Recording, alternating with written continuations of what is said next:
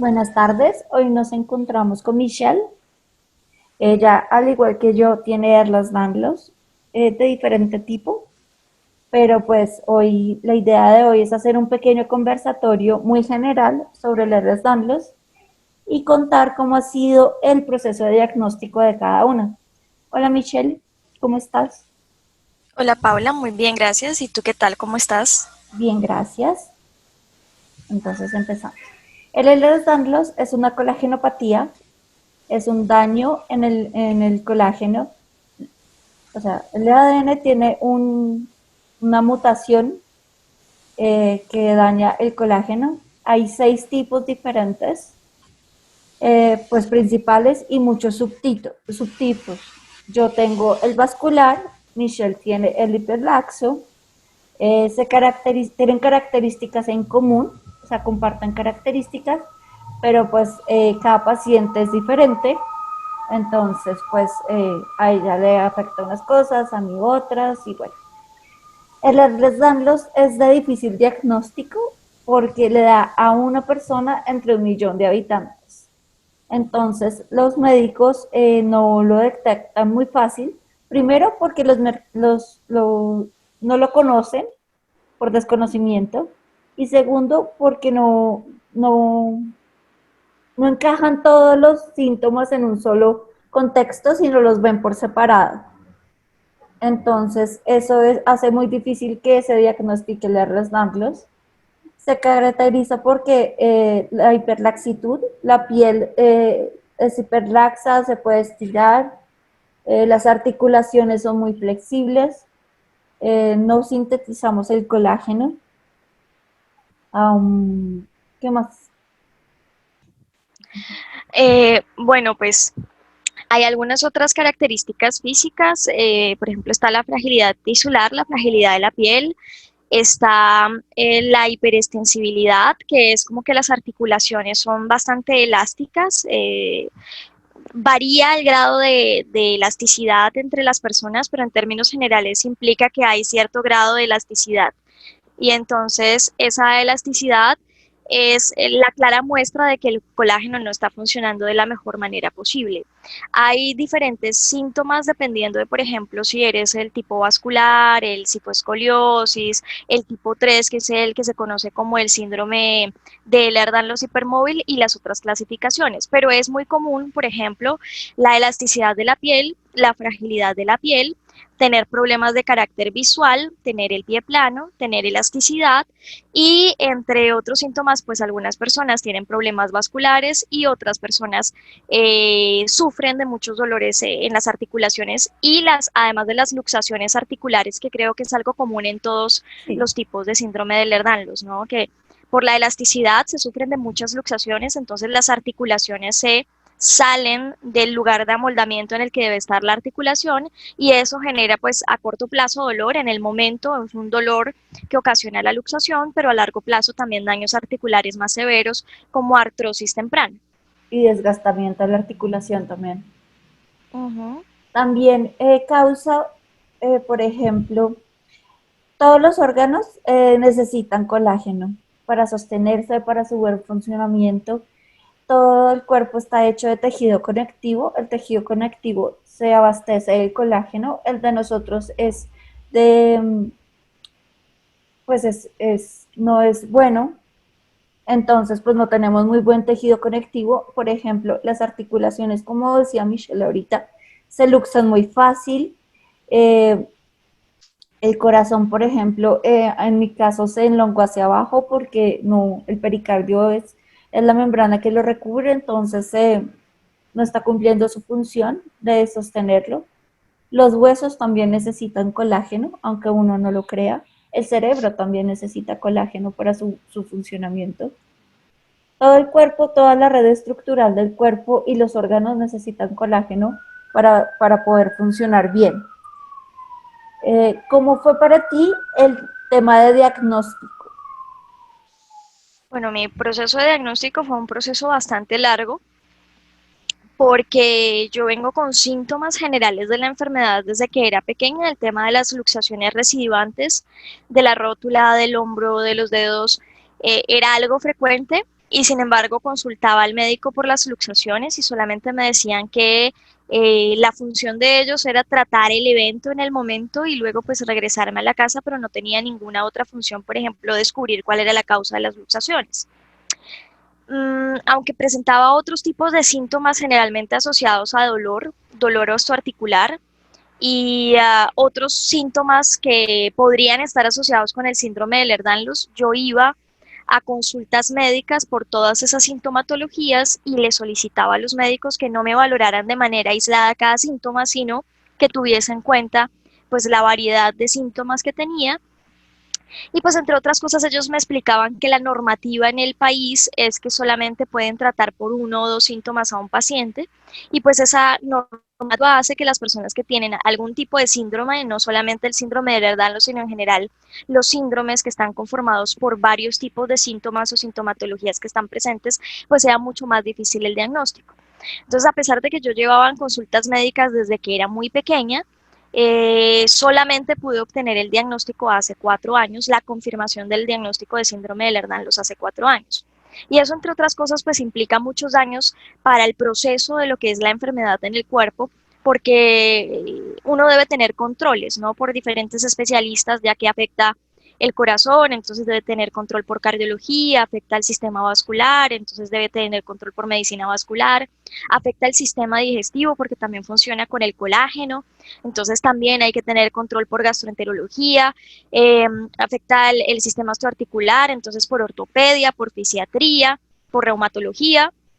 Y sin embargo, el que se haya tardado tanto tiempo en hacer un diagnóstico, pues eso hizo que los controles que debía haber tenido desde muy pequeña no se hicieran y que por lo tanto aparecieran ya daños en las articulaciones, por ejemplo, que son más severos, que son irreversibles, que ya no hay manera de tratarlos y que son de manera permanente, cosa que seguramente con un control más adecuado quizás se habría podido evitar las consecuencias pues que ya son permanentes y definitivas en mi cuerpo. El proceso de diagnóstico además fue muy complejo porque hay estigmatización de lo que es el síndrome de Ehlers-Danlos y uno suele obtener comentarios de los médicos que ven que una persona tiene hiperlaxitud tipo burla, por decirlo así, ¿no? La palabra correcta sería esa, ¿no? Un comentario burlón, burlesco, que no tiene para nada en cuenta el sufrimiento que puede llegar a tener el paciente por las condiciones. Y entonces yo iba al médico, comentaba sobre las luxaciones a causa de mi elasticidad y el tipo de comentarios que solía recibir de parte de los médicos es, ah, pero qué maravilloso, puedes trabajar en un circo, no te quejes tanto, igual, pues eso de la elasticidad, pues es un beneficio, míralo como eso, míralo como un beneficio, podrías trabajar en un circo. Y resulta que no, en realidad la elasticidad es el síntoma de algo que está en el cuerpo, que no está funcionando bien y que si no se controla y que si además se usa de manera equivocada, eso de que lo manden a uno al circo o aproveche y haga muestras teatrales de sus habilidades elásticas, pues lo único que hace es generar mayor desgaste en las articulaciones del que ya se genera naturalmente por la condición de la enfermedad. Entonces el proceso de diagnóstico en mi caso fue bastante complejo, tardó muchísimo tiempo, estuvo marcado por estigmatizaciones de parte del personal de salud, además de todos los procesos que eso implica en la vida personal y en la vida laboral, ¿no? Porque al no tener una confirmación de diagnóstico de que tienes algo, una enfermedad real, sino solamente una serie de signos y síntomas, entonces pues tienes una estigmatización de parte de las personas que te ven y no pueden comprender por qué aparentemente estando bien o sana, pues tienes dolencias, tienes limitaciones o tienes afectaciones en tu calidad de vida. A no tener un biomarcador que corroborara tu enfermedad. Exactamente. Sí, qué triste eso, ¿no? Pues en mi caso pasó lo mismo. Pasó pues que no sabían qué tenía. Yo iba de médico en médico, de hospitalización en hospitalización, porque pues tenía múltiples síntomas cada vez diferentes y no armaban como el paquete completo, sino trataban cada síntoma aislado, como tú muy bien lo dijiste.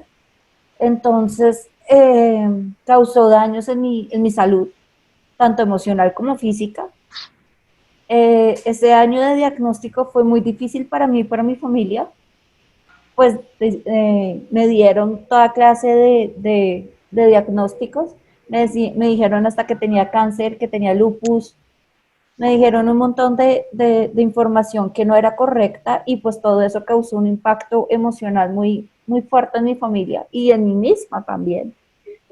Porque pues eh, que te diga a ti el médico eso o que te dé un pronóstico de vida corto es difícil, es duro, es muy, no sé cómo decirlo, es muy duro, es muy, no sé cómo decirlo, cómo explicarlo, pero afortunadamente di con un muy buen médico, con un internista que vio todo en conjunto y él fue que me diagnosticó y pues tardé 2 años en que me hicieran pruebas genéticas, pero pues me las hicieron y todo, y finalmente logré el diagnóstico, pero esta etapa de diagnóstico uno pasa por varias fases, ¿no?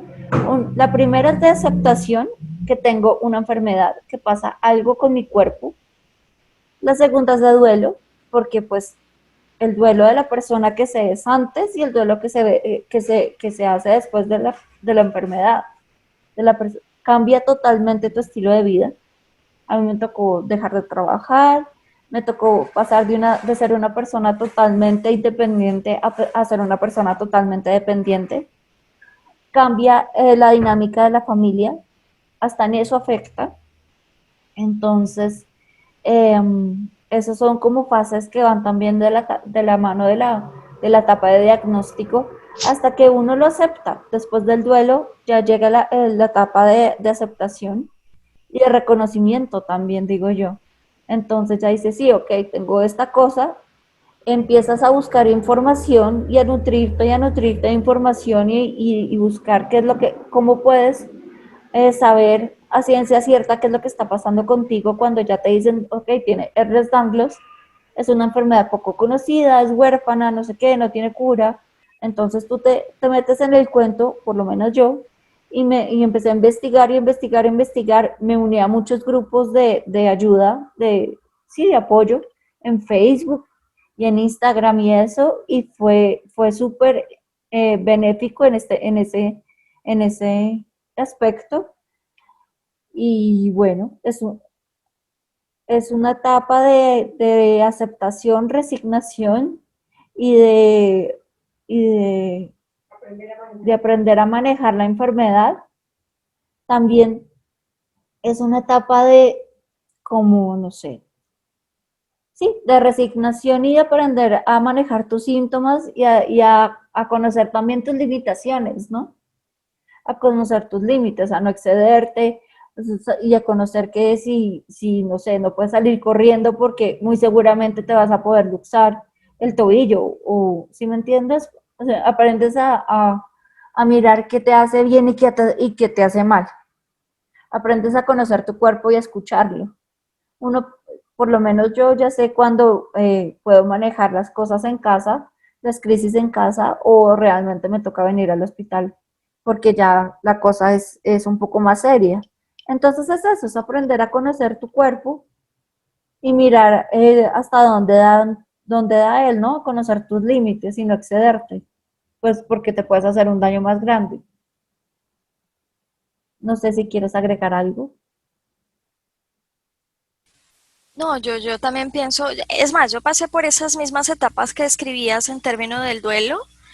Fue un momento pues bastante complicado en mi caso luego de tener el diagnóstico. A mí me pasó una situación muy particular y fue que el mismo año que diagnosticaron, es decir, yo tenía la sospecha desde hacía mucho tiempo que sufría síndrome de Ehlers-Danlos, pero no Sí. lo tenía claro.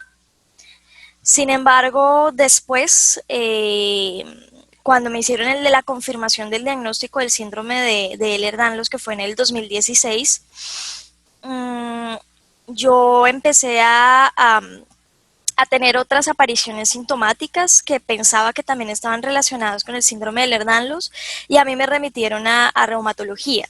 Entonces, estaba en el mismo proceso de diagnóstico del Ehlers-Danlos y estaba en un control de reumatología. Y a mí me confirmaron el diagnóstico del Ehlers-Danlos, que era algo que yo esperaba, que yo ya conocía de cierto modo, que casi que tenía la certeza de que era lo que tenía.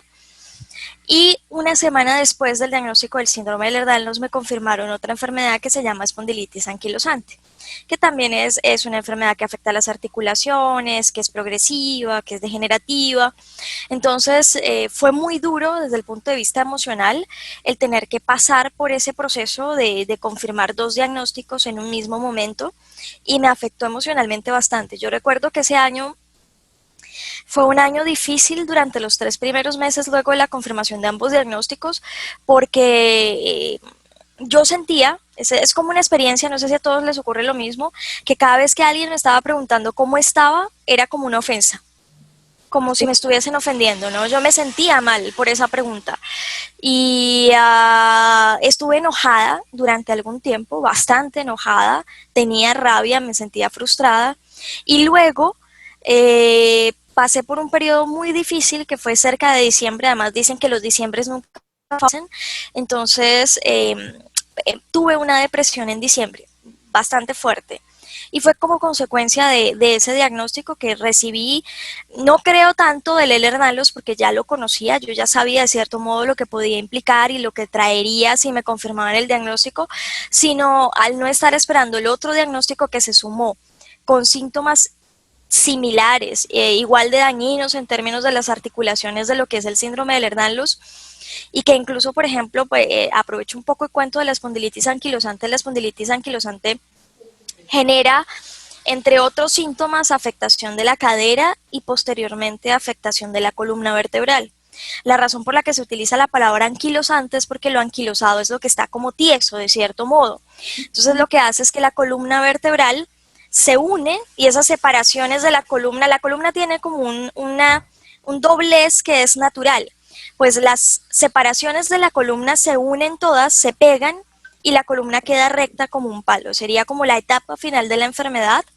Tiene manejo, se puede prevenir y se puede evitar llegar hasta ese punto, pero pues el proceso final de la enfermedad sería la aparición de esa afectación de la columna vertebral. Además de otros síntomas oculares, muy parecido también al Ehlers-Danlos, de síntomas osteoarticulares, y porque es una enfermedad autoinmune, entonces pues el tratamiento implica también el consumo de medicamentos para tratar la enfermedad autoinmune, bajan el sistema inmunológico, entonces todas esas cosas sumadas a saber que ya tienes una enfermedad de base genética, congénita, que es el Ehlers-Danlos, a otra enfermedad que es igual de dañina que el Ehlers-Danlos, entonces pues naturalmente me afectó desde el punto de vista emocional y fue bastante difícil de manejar todo ese proceso después del diagnóstico. Entonces yo también tuve que pasar por ese duelo, creería yo que todos en algún momento cuando nos diagnostican una enfermedad, pues tenemos que hacer ese duelo y a veces no es tan fácil lidiarlo, sobre todo cuando detrás del duelo también vienen otros prejuicios, ¿no? La falta de comprensión de las personas que te rodean en el trabajo.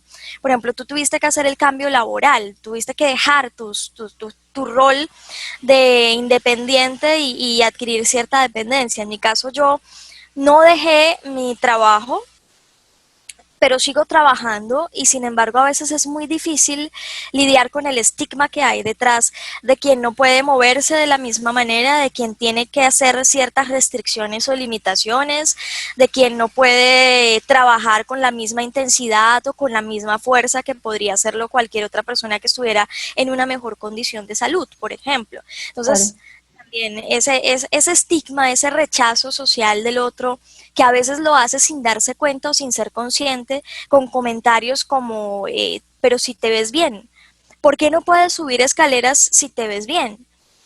Me veo bien, Oh, pero eso no quiere decir que lo esté, ¿no? Pero si estás joven, esa es la otra expresión, ¿no? Pero si estás joven, ¿por qué no haces ejercicio si estás joven? Es que no puedo. O no puedo hacer cualquier tipo de ejercicio. Entonces, lidiar con esos prejuicios también suponen en el paciente una carga emocional adicional a la que ya la altísimo, misma enfermedad supone. muy alta. ¿Esa enfermedad es secundaria al Ehlers-Danlos? Pues lo que he leído es que suele aparecer en pacientes de Ehlers-Danlos tipo 3, la espondilitis anquilosante. Ah, ok. Ujú. Sí, esa etapa del estigma social y familiar también a veces es muy difícil de manejar. Yo, la verdad, yo me deprimí muchísimo y me refugié en mi casa, no salía de mi casa, me aislé completamente tanto de mi familia como de la sociedad, pues porque quería evitar comentarios. A mí, no sé, a mí me decían que estaba manipulando a mis papás, que yo no estaba enferma, que a mí me encantaba ir a la clínica, que yo no tenía nada. ¿A quién le va a gustar ir a la clínica, por Dios? Que yo no tenía nada, que yo estaba era manipulando, que quería era llamar la atención. Entonces, ese impacto emocional es muy difícil de manejar y creo que necesita de todo el apoyo psicológico también para poder salir adelante y poder pasar como esa etapa de duelo. Igual el estigma social sigue, pero ya lo ves de distinta manera. Ya lo ves, no sé si te pasa, yo lo veo de distinta manera con un poquito más de madurez, digo, creo yo. Entonces, si me dicen, ¿por qué no caminas bien? ¿O por qué no subes escaleras? Y le digo, porque no puedo, tengo una enfermedad genética y no puedo hacerlo. Pero antes yo no contestaba nada y me comía todo y me comía todo y sufría. Entonces ahora ya todo me resbala. Si me dicen que estoy manipulando, me resbala. O sea, yo sé lo que tengo y tengo una razón de peso para estar tan limitada en cierta manera, ¿no? Para no hacer las mismas actividades que hacía antes. Entonces, eso es importante mencionarlo también. No sé si a ti te pasó igual. Sí, sí, por supuesto. Yo creo que en esos primeros momentos en los que las personas hacían ese tipo de comentarios, ¿no? Pero si te ves bien, pero si eres joven, o incluso yo también he tenido que escucharlos, ¿no? Pero si estás manipulando o estás somatizando o eres hipocondríaca o tienes Munchausen, porque son los otros diagnósticos que antes de recibir la confirmación de un diagnóstico con una enfermedad congénita, genética, pues tuve que recibir de parte de infinitud de médicos, ¿no? Incluso ese tema, recuerdo yo que cuando era pequeña, en algún momento tendría unos 9 o 10 años, yo tenía varias cosas, además de los problemas de las luxaciones articulares, el dolor muscular. Entonces yo hice una lista de síntomas, los listé, los saqué por aparte, incluyendo algo que me sigue causando curiosidad y que no sé qué tanta relación tenga con el síndrome de Lernan-Loss, que es que yo no mudé todos los dientes, solamente mudé la parte superior de los dientes de adelante. Y de abajo, la parte superior, los primeros 5 dientes de acá, 5 dientes de acá y el resto de los dientes son dientes de leche. Entonces, yo le explicaba, o sea, le decía a la médica, le incluía como la lista de síntomas, era una médica la que me atendió en ese momento, y le dije, yo creo que tal vez las cosas no se puedan ver por aislado, pero si miras todas las cosas, quizás puedas encontrar algo distinto. Pues la médica se ofendió tanto de mi comentario, de mi valoración, que me dijo, eres hipocondríaca, y dejó el reporte de que yo era hipocondríaca en la historia clínica. Ese reporte de hipocondriaco en una historia clínica es algo gravísimo para un paciente, Claro, porque implica que el resto de los médicos no va a tener en consideración los síntomas que todo lo que enuncian dicen cada lo vez que vaya a marca, una consulta. lo Uh-huh. marca. Y eso afecta la credibilidad de un paciente y entonces cada vez que uno va por cualquier tipo de síntoma, el médico va a tener la sospecha de que es simplemente la enunciación del hipocondriaco. Yo creería, entre otras cosas, que ese tipo de valoraciones no la debería emitir un médico así como así, sin conceptos, sin estudios, sin conocimiento y además sin formación en psiquiatría, que creo yo que es el especialista que debería, por lo menos con una valoración bastante compleja del paciente, determinar si sufre o no si es hipocondriaco o si tiene Munchausen.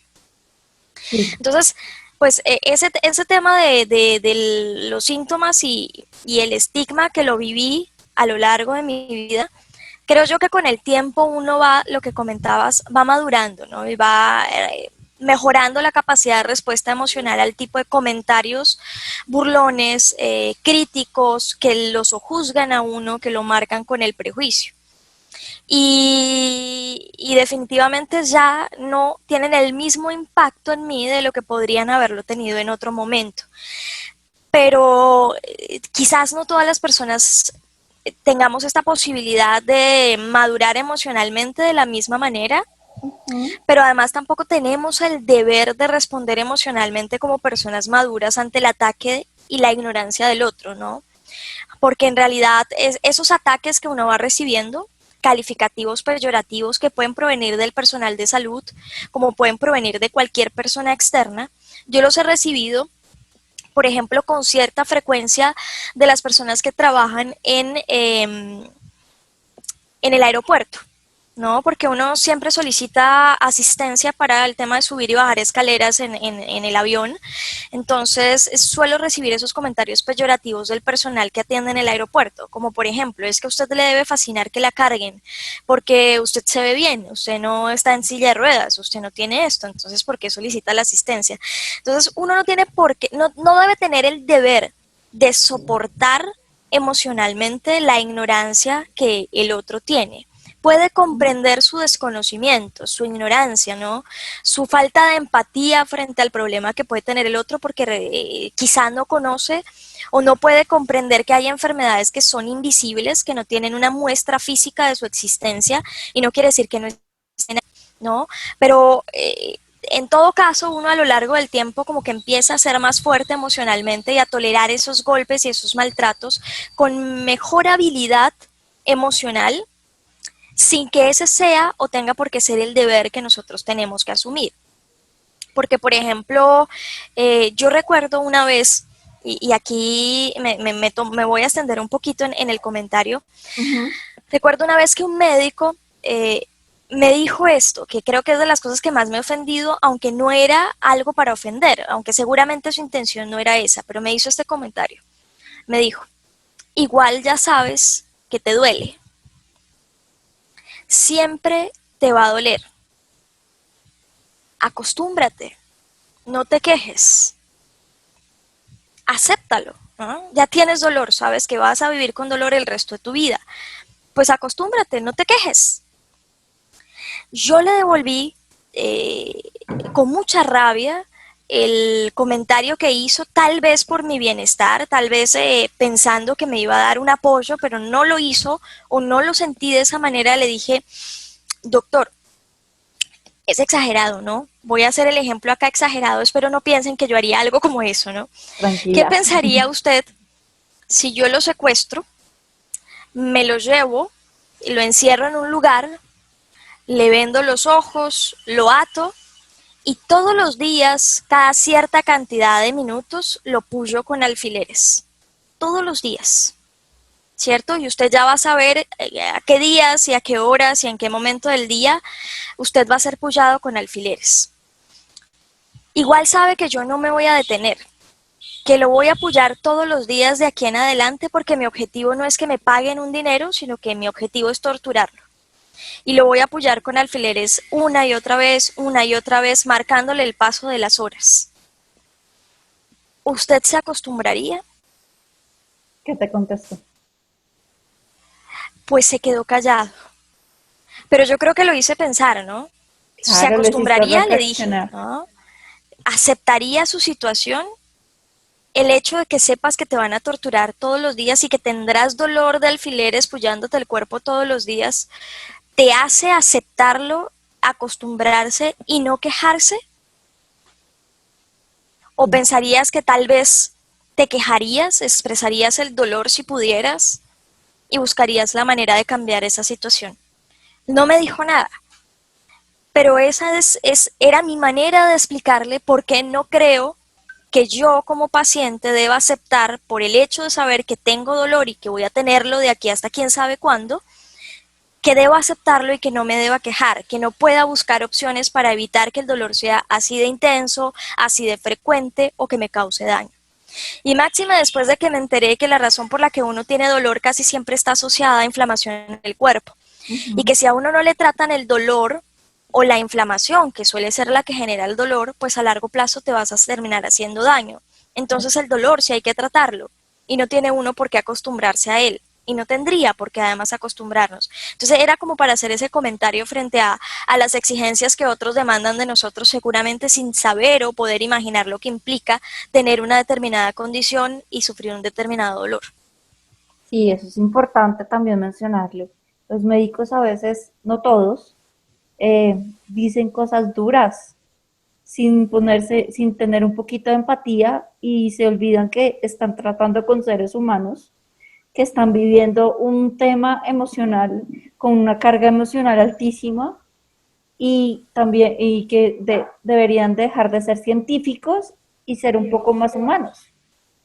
Hablar de humano a humano y no científicamente, ni con comentarios como ese que lo único que hacen es hacer daño a la persona. Yo sé que de pronto no quería hacerte daño con ese comentario, de pronto quería hacerte reflexionar un poquito, pero pues me parece que se le fueron las luces un poquito con lo que me acabas de contar. Y estoy de acuerdo con tu comentario, o sea, totalmente de acuerdo.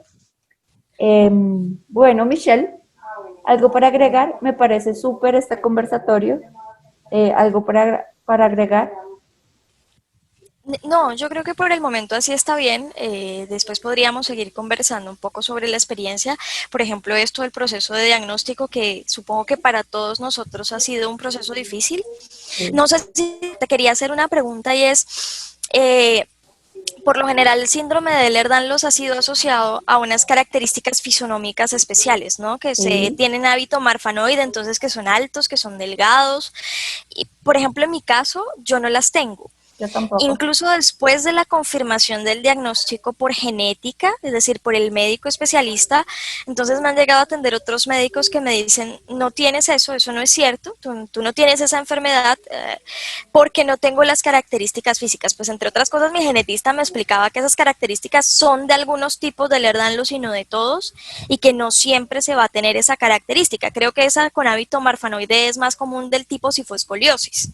Y el tipo vascular también. Y el tipo vascular. Pero entonces uno suele recibir ese estigma ya incluso después de tener confirmado el diagnóstico o incluso con marcadores, porque me imagino que el vascular sí tiene marcador, Sí, biomarcador, yo ¿cierto? marcado, sí. El tuyo no. El mío no. Todavía no se sabe cuál es el gen que está dañado y que provoca la mutación del colágeno. Creo que son tres, pero todavía no saben cuál de los tres es. Pero bueno, te ha pasado eso, ¿no? Sí, Ese claro. comentario de parte de los médicos porque no tienes la fase típica del Ehlers-Danlos. Cuando yo no tenía la prueba genética, no me habían hecho la prueba genética, me decían, no, tú no tienes eso, tú tienes simplemente hiperlaxitud, eh, no tienes las características, pues yo soy bajita, eh, no soy, También. soy entonces no me creían que tenía eso. O sea, como que tienen un pedazo, solo, se riñen mucho a lo que dice en cierta, a lo que hay en cierta información, se conoce de cierta información del Ehlers-Danlos y no miran más allá. No todos los Ehlers-Danlos son iguales, de hecho ninguno es igual, ninguno se presenta igual en las personas. Entonces yo creo que los médicos no pueden generalizar con ese tipo de comentarios. Con Ese es esas el, clasificaciones, ese es, sí. sí, claro, ese es el problema de leerles darlos, que no a todo el mundo le da igual, a nadie le da igual, entonces es muy difícil clasificarlos. O sea, si a ti te dicen que tienes leucemia, es porque tienes todas las características y todos los enfermos de leucemia van a tener las mismas características, van a presentar las mismas características, entonces como que los pueden encasillar. El Ehlers-Danlos no se puede encasillar porque a todos los pacientes nos da diferentes. ¿Que tenemos sintomatologías en común? Sí, muchas. Y características también, pero no se puede generalizar. Sí, en eso tienes mucha razón. Y por eso creía que, o sea, creo que este comentario al respecto sobre que incluso las personas que no tienen características fisonómicas que están dentro de la fase típica del Ehlers-Danlos pueden tener Ehlers-Danlos y que ojalá los médicos pues tengan en cuenta eso para evitarse comentarios incluso después de que alguien ya tiene confirmado un diagnóstico, ya sea clínico o molecular, Sí, porque es un problema también, ¿no? Es otra sí, forma de estigmatización del Ehlers-Danlos. sí, eso es verdad.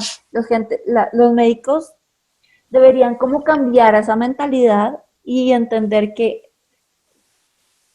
no todos se presentan de la misma manera y si tiene biomarcador o no biomarcador, deberían como estudiar cada caso por aparte y mirar un poquito más allá para decir, para no, no decir que tiene los AMLOS y eso. Sí, Un placer señorita, hablar estar contigo. igualmente. Un placer. Un placer. Seguiremos haciendo conversatorios. Seguiremos conversando.